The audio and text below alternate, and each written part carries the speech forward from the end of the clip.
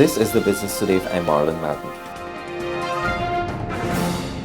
Faced with increased competition from extra-regional markets, officials of Roberts Manufacturing Company Limited are seeking to make a few critical changes. Managing Director Jason Zambrano says he is in the process of reviewing the company's model of operations in a bid to make it more viable. A major part of the plan, he says, is to incorporate the use of renewable energy into the operations. We're looking at different options because obviously we have to be self-sufficient. We can't sit back and wait on government or anybody. We have a business to run. We have people who are employed here, so we have to look at different ways of how we can operate. Yes, we will seek how to work with government in what way we can, and any assistance that government can offer in terms of helping our operating environment, we will gladly take, but we obviously need to take the lead on finding creative solutions in terms of our operating costs. So we're working with a couple of companies in terms of how we can generate energy through waste heat from our plant, looking at how we can draw the heat and convert that into energy and use it back into the plant. So different things that we're looking at, more conservative use of our chillers to reduce our energy requirements. Right now, we're looking at the model for the company and looking how that may need to change going into the medium and long term. And one of the things that I am focusing on with my senior management is one, which is engaging our staff, making sure our staff are fully engaged, because then they're the ones who help enroll in whatever strategies that we have for the business, and we're placing a lot of emphasis on that right now. In addition, Zambrano says the company will soon be launching a new spread as it aggressively pursues new markets in an effort to grow its business. That's why we're aggressively looking at strategies of where can we go to improve market share and sales. You can't sit in a corner and cry. You have to go out there, compete, carry the Barbadian flag with pride, and really get out there and see where we can look niche markets, maybe in different areas, because we may not be able to go into the big markets and compete with the bigger players. But look at various little ways you can operate effectively and just nibble at those, eat an elephant one bite at a time.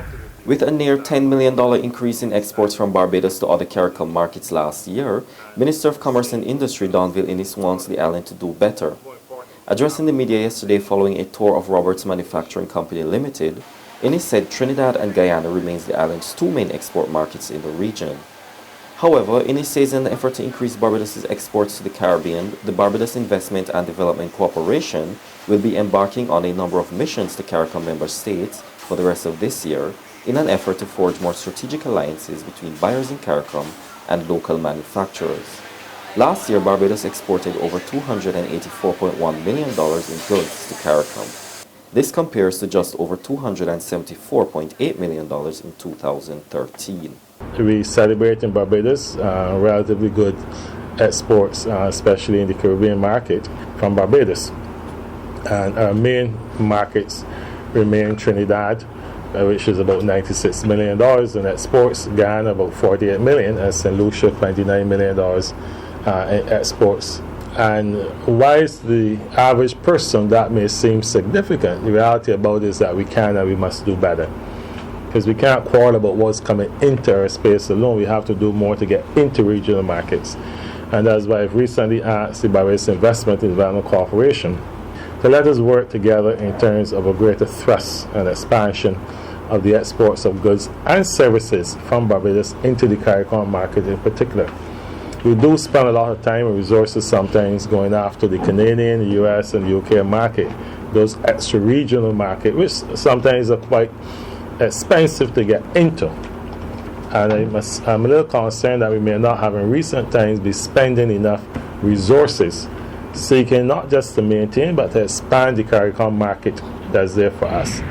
CIBC First Caribbean International Bank Limited has recorded its highest net income since the second quarter of its fiscal year in 2010. For the third quarter of its current fiscal year, the bank recorded a 49% increase, or US $23.4 million in net income.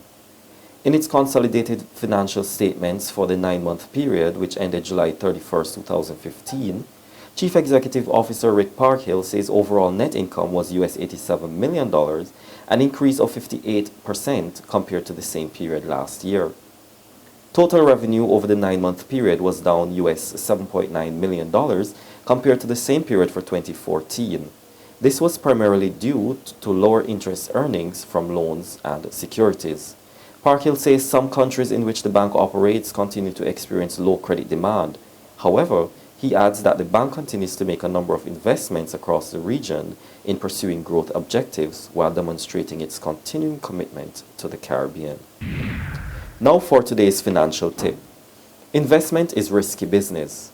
Be sure to carry out careful research before you take your hard-earned cash and put into a venture that you are not sure will give you good returns. If you are unsure about the kind of investment you think is right for you, seek professional advice. That's been the Business Today. Join us again next Tuesday.